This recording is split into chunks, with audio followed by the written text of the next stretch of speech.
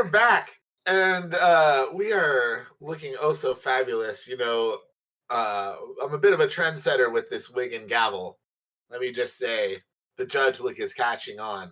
Uh, Judge Reinhold, Mike Judge, they've also been pushing it, so we're all big trendsetters, as you know. But are we the biggest or best trendsetter of 2022? Here at the Shacknews Game of the Year Awards 2022? Probably not. No, that is probably going to go to something video game related, I would imagine. Or maybe a video game itself. Who knows? We have several nominations. So why don't we just get right into it? All right. Where do you want to start, Bill? I'll start. I know that I'm not the only person here that still plays, but in terms of trendsetter, I gotta nominate Wordle. I can't think of anything this year that kind of like swept over such a huge part of the population, and I don't even just mean in games. Like we all know everybody and don't even deny it that aren't necessarily gamers and they're not really in the gaming loop, and they're like, oh yeah, I play Wordle, or at least like for that, block of a couple of months they played Wordle.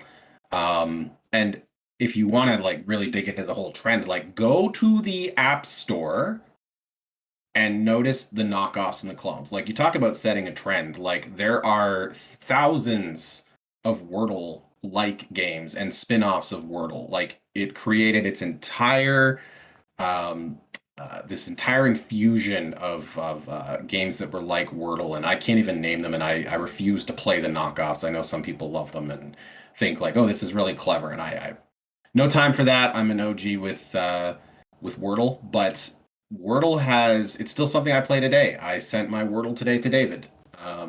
My mother sends me her Wordle every single day. I send her mine, and then if she beats me, she's like, what are you doing, dummy? Pick up the pace. But yeah, it's something that is overwhelmingly popular to the point where it spawned more games like it, and it reached people that it never would have reached before, or that other games just failed to do so.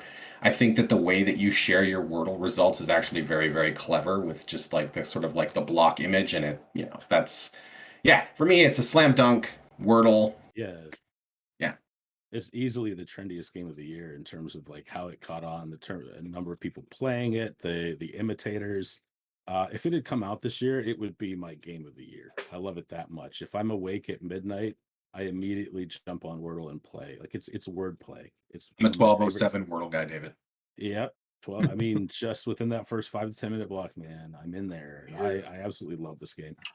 So here's why I think it's a good pick for the trendsetter category is I dipped out of Wordle pretty quick, but what I got into was Hurdle, Heardle. Yeah. And me and my friend, like it's fallen off a bit, but like we were texting each other back and forth, being like, "Oh, I got that in like 2 seconds or whatever," because they play you audio clips and you have to guess the song, and if you get it wrong, they play a little more audio. And then there was also a Hurdle that was just 80s music, right? So there was like genre specific ones as well. And that is way, way more my style. So I like that it spawned a bunch of stuff that had a very similar sort of set of rules, but wasn't necessarily like just guess a 5-letter word and hope that it's got some letters that are right in it. There's a Wordle clone for any niche you could imagine. I did one for NFL players, Pokemon. I know Sam liked Framed, which is where you could like still images from movies. Truly trendy. Yeah, I think that if you're not into word games, there's one that's out there for you. Like you said, Framed. There's one for maths. There was one for Destiny perks on guns, which was quite cool. And I know that if you were on Twitter early in the year, your Twitter feed was probably flooded with blocks, and you're like, "What is this?" And so you actually had to literally trended every day. It was trending, yeah. It would trend and on a every day, meta Wordle level, blank. yeah, on a meta level, when we were filling out these like our nominations, I saw that there weren't a lot of other like ideas in there. I was like, well, I got one. I put Wordle in, and then the next day, Wordle across the board. I'm like, here we go. That's a trend right there. There you go. Yeah, yeah. There's so many varieties out there. Blake, my wife, plays Hurdle every day. That's her favorite as well. One of my favorites is, I think it's called Word Plus, where it's a crossword, and certain letters in the crossword are part of the solution, the 5-letter solution at the end. So it's kind of a cool combination of crossword and Wordle. That's cool. Okay, good nomination. So I've got a nomination as well, and I'm just gonna go for it. I think the Steam Deck is the start of a very I think it's a start of the next step in handheld gaming. It's a very early start. Like we kind of talked about this a little bit before, how when laptop computers first came out, they were kind of these like giant heavy suitcases that were like weighed like a ton, right? They were kind of blocky. They didn't have that much power, but now look at, like, you can game on a laptop now easily. And I think that that's something that the Steam Deck might be getting it on the ground floor. You can always say the Switch started this, but that was, or the Game Boy, really, if you want to go all the way back. But I've said this before, that I don't think the Steam Deck exists without the Switch digging into Valve's indie market. And I think that's part of the reason that they made the Steam Deck. But you're seeing a lot of people trying to make a Steam Deck right now. Like, I'm reviewing one myself. I'm reviewing the Logitech Cloud, and yeah, I'm gonna say not quite there yet, especially when put up against something like the Steam Deck. But it's pretty impressive. I mean, Morgan, you were showing off your Steam Deck the other day, and talking about how much you loved it. So there you go. That's a good point. I'm gonna jump in alongside you, Blake, because I really as someone who covers the news, I get to cover a lot of the announcements that have to go with like these things. And we not only did we see and there is an argument to be made that like Alienware had a prototype in the works, and there was Nvidia Shield before that, and the Switch, as you said. But like this year, I think I've seen 4 Steam Deck copycats in my emails and in news coverage since. And not only that, you want to talk about a trend started by this thing. Now every PC developer has to put on their game whether or not it's Steam Deck ready. And that is like that's we didn't have that before. Now it's a thing. I like your second point, TJ, but the thing that gets me is like saying that we're seeing Steam Deck clones later in 2022 when the Steam Deck came out in 2022. Is the timeline doesn't work on that. Like, there's nobody that was like, hey, look, a Steam Deck, let me make one, and then it arrived in your inbox. Like, these things take years to build, so it's not like the release of Steam Deck has spawned these new hardware things that you're seeing in your email this year. There's no chance that happened. Sure. I mean, the lead time is a significant factor in manufacturing there. Yeah. Okay, but I think that, there's such a thing as corporate espionage. Like, that exists. Like, companies find out what other companies are doing and try to copy that and try and get ahead of the industry. So, and I don't think has it been much of a secret that Steam was making a Steam Deck? No. I think the information is there for people to sort of get the gist of what they're doing and try to compete with it. Like, the Logitech G Cloud thing wants to do that. It's very obvious, but it's also, like, it's like the difference between getting an iPad and like a Amazon Fire tablet. I don't know if that makes any sense. Like, it does. The support and the function of the iPad versus like what's on like the limited environment that you're working with an Amazon Fire tablet, as well as the quality of the technical aspects of it, are leaps and bounds apart from each other. So I'm glad you mentioned the Logitech Cloud, and I think this is a good nomination. The question I have is, we've said before, I think you said it in this argument, Blake, that clearly the Steam Deck exists because of the Switch. Isn't Valve more following a trend started by Nintendo? I think there's a difference. I think there's a difference between a console like the Switch versus a Steam Deck, which is more of like a handheld PC. Like even the UI to that, the hackability of it, like the mod aspect of it. Like Nintendo is a very closed console. You operate within their environment. The Steam Deck, however, you control the environment and it works and functions more like a handheld. Right. I would argue that the North Star for a lot of these things that have come that are similar to the Steam Deck has been, can it access a PC library of games with relative ease? And B, can it access cloud gaming utilities like Xbox Game Pass? Those have been kind of like the key components of this new handheld PC driven era. Yeah, and for what it's worth, the Logitech G Cloud can only do the Steam Link. Like you can't actually run Steam on it. Like so it has a disadvantage over the two there. If that makes any sense. Just to give you an idea or perspective of how the Steam Deck is doing things that other handhelds trying to compete in that market. I do think TJ's strongest point was when he mentioned like Steam Deck verified. To me, that's like the Steam Deck has pushed everyone that's releasing a game on PC, on Steam, that people are now saying, but hold up, is your game Steam Deck verified? Can I play it on a Steam Deck? And if the answer is no, that is like a notable thing now on Selling Steam. point. Like, yeah, that it's a huge selling point. Yeah. And there's another similarity there. I'm not saying this negates it, but that happened after the Switch. Immediately, developers were asked, "Is your game on Switch?" Like that same pattern. They're in parallel. Can you any game current on the Steam Deck, right? It's a question of how well it runs, right? You can run anything, but it might run like 12 frames per second, right? Is that the case for the Steam Deck? I'm just curious.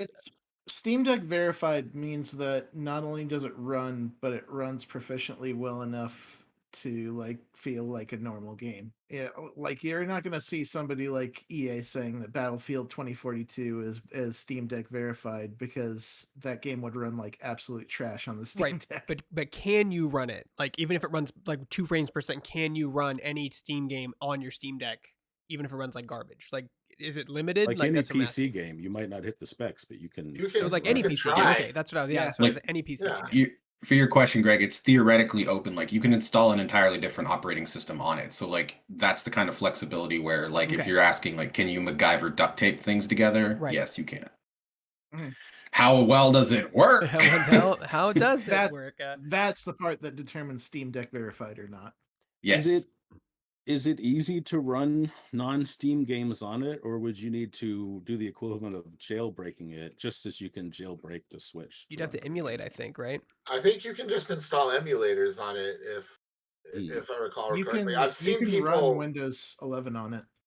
Yeah, I've seen people who like use technology, but aren't like people that go and like hack stuff, like using the Steam Deck to play like old home console games and MAME games before. I think that's a pretty easy function for them, honestly. So, Morgan, would you know anything about that by any chance? Like the emulation factor of the Steam Deck? Not from personal experience, but I imagine that would be a possibility, considering that you can like just install Windows on it and run it like a PC in a sense. Yeah, so that's what we'll say. Like, theoretically, yeah. Yeah, you could do emulation on it. Yeah. I've seen people like post stuff on like their Twitter and stuff of them doing that. I have a nomination, but I'm not sure if it counts. So I'll ask Blake, and he can judge it. And then if not, I do have a backup. So can I nominate Destiny 2 like as a whole, like as a game as a service, because that's what it is? Like, can I do that or no? I mean, how did it set a trend? How was it a trendsetter? So the last few years, because it's a big AAA, like Destiny 2 is a big AAA expensive game to make. And like while Worlder is a great trendsetter, mobile games, I'm not saying they're easy. I'm just saying it's a faster turnaround time to make a clone of something out and put it out there as fast as humanly possible. When you look at something like Destiny and you look at things like Avengers and Gotham Knights that you look at them, I'm like, these things are trying to copy Destiny. Like they're trying to do this, like, oh, it's an open world with like these strike runs and you're going to get gear and you're going to level up. And I've been seeing, it's only been 2 games the last 2 years, but those take a lot of lead time. And I've just noticed that with Destiny, people are trying to hit that community, that mark with that game. I mean, the Avengers game didn't come out this year. It's true. What was the other one? What was the other one? Gotham Knights. Like I see, like it's trying to do what Destiny's doing. That's exactly what it's trying to do. I think it's Gotham Knights is more something. Gotham Knights is not a continuing game. It's not a games as a service. It's not like creating and expanding. Okay. We could argue that it might have been if Avengers hadn't bombed the way it did. I don't know. And those aren't really good. Those aren't necessarily examples of quality games. That's not a good trend. To say the very least. It doesn't have to be a good trend, does it? Just have to be a trend. Like it does just have to be a trend. I don't think Destiny 2 is a trendsetter. But okay, that's why I asked. I have a backup. I don't know. My backup for nomination is cloud gaming. If we need to get specific, we can do Xbox cloud gaming. I think that stuff that has been tinkered around, like TJ said, with NVIDIA Shield and Grid, and like the problem was it wasn't quite there. There was always some kind of limitation, whether it was technology limitation or bandwidth limitation. And like now we're seeing more and more stuff on just tablets, on iPads, on Androids, on smart TVs being streamed by the cloud. Like, and yeah, Greg and I went to sorry to interrupt, Greg. Greg and I went to a Summer Game Fest back in June, and one of the highlights that we saw there was the Samsung Gaming Hub and the fact that you could run your Xbox Game Pass library or your GeForce library over through a Samsung television without a console. And I thought that was a pretty neat idea. And the fact that we're seeing these ideas start to come to fruition more this year, I think is an interesting trend. And what controller do you use, Ozzy? It runs your Xbox controller through a Bluetooth connection. Okay. Does it have to be an Xbox controller or any USB? No, any Bluetooth connectivity controller will work. Oh, okay, that's cool. I don't know if that's because they were using PS5 controllers on the show floor to show people playing Fortnite. Right. Yeah, that's cool. But like how that's been growing and it's seeing the evolution of it, and this year particularly, it's getting more and more impressive. And there'll always be that bandwidth limitation, but we're at the point where, like Bill said with the Steam Deck, theoretically you can run games, they might run like us, but we're getting to the point where you don't need anything inside a device other than a screen and like a Wi-Fi card and the hardware to run it. Like, I mean, I'm confident that we will see Xbox and Windows 10 games be playable on Nintendo Switch next year or near after, and through some type of service. Like, I think that's where it's going, and I think it's a really interesting technology, and it's gotten really good this year. And I know other people are chasing it as well too. Like you mentioned, corporate espionage, there's other companies trying to chase this money as well, because it will be a huge industry. I'm just wondering if it's going to be enough of a moneymaker to sustain itself, but I'm not sure. I don't know. I think cloud gaming has been trying to evolve for a long time, and it's slowly getting there. It happened this year, though. Yeah, it's getting there. I actually on the Logitech thing, I took it to the DMV with me, and I was using the Xbox Cloud Gaming beta service to play Infernax, and it functioned fine. Playing Dragon Ball Z Fighters on it, however, is a horrible mistake. A fighting game on a cloud. I don't, I'm trying to be due diligence here, Ozzy. Due diligence. It's a review. He's got to test it. Yeah. Sometimes you have to do dumb things in the name of Consumer Reports. But I guess the point I'm trying to get at is it's way better than it used to be back when OnLive announced itself. I don't know if anyone remembers OnLive. Yeah. But this is kind of the future that they promised. They were a little bit ahead of it. I think there's still kinks to work out. A lot of bugs. I mean, it's still in beta, And honestly, who is like driving gaming to the cloud beyond Xbox right now? Like you mentioned, like Logitech's experiment with it. NVIDIA is no.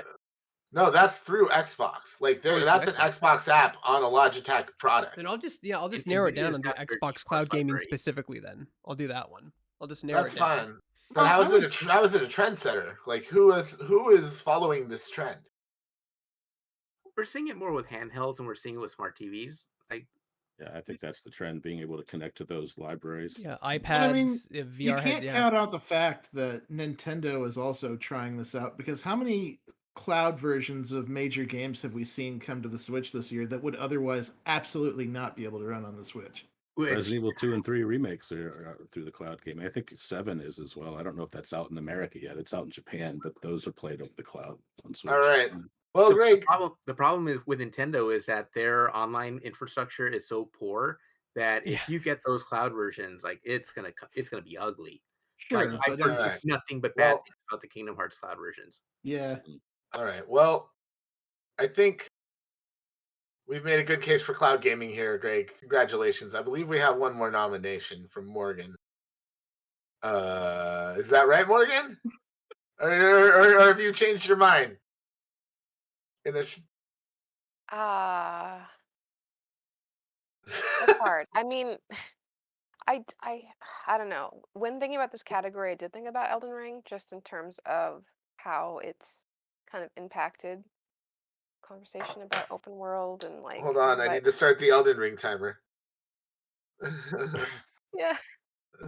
All right. Yeah. I just think that what it did for the Souls-like games, and like in terms of open world, just the way that the game was set up, I think that it was very trend-setty. I think that we'll see in the future more cute along those lines. I don't know. I think that you have a point that I didn't realize before, because I wouldn't have played. Like I've been around in a hardcore gamer through plenty of Souls games and went, nope, absolutely not. So I think that it could be considered a trendsetter in the sense that it helped to bring a whole new generation, not generation, but a whole new group of players that never would have been there before if it hadn't have done what it did. Sales within a week. And people sharing their experiences. Like I write the evening reading post every Friday, and I was able to get like at least 6 weeks worth of posts of like people posting their Elden Ring experiences. Like people were a lot more open about talking about that game than they were about like Dark Souls or like the other games that came before it. Yeah, I was gonna say, I feel like there were still people on their first playthrough posting things like even a month after the game came out, and it was still fresh for people finding new stuff. So Breath of the Wild vibes here too. Like everyone's saying the same thing when Breath of the Wild came out. Yeah. It was so trendy that. It had that like Pokemon Go effect where there were a bunch of people, everyone was playing it and everyone was talking about it. That's a great analogy. Like so many people, myself included, I was jogging through my neighborhood and I saw a cluster of people and they were all on their phones, and sure enough, they were playing like Pokemon Go. And I think that Elden Ring did the same thing this year, as Breath of the Wild did back in 2017, when the adoption rate of Breath of the Wild to Switch, like it was like 1.68 people to every one Switch or something like that, because the Switch was hard to find, but like Breath of the Wild was the game that year, and I think Elden Ring was for a lot of people this year. Yeah, it was so trendy that we created a custom featured image for evening reading. We had Elden reading.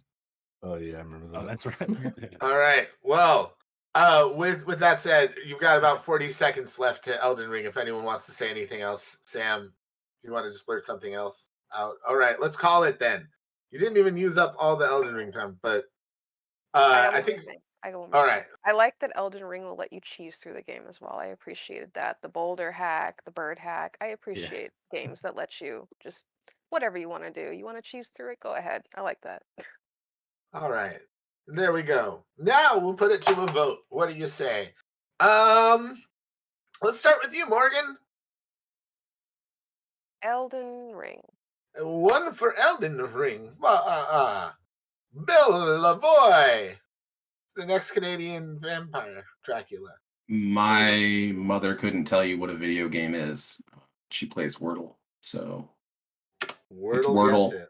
The only correct answer. That's a really solid point, man. That's a really solid point. It goes beyond. It goes to a larger, more casual audience, even beyond the hardcore gaming audience that we're just kind of in the bubble with. Sam, I think Wordle struck a chord with every single one of us.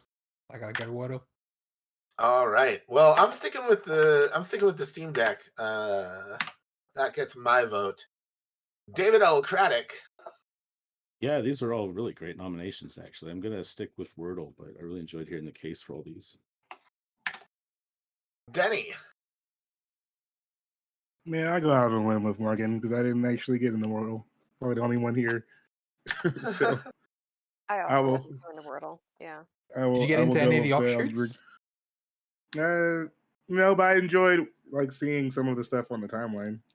But I didn't get into any of them like that either. The closest I probably was the one that Donovan mentioned about the film stuff. All right. Speaking of Donovan, what's your vote, Donovan? Wordle. Wordle.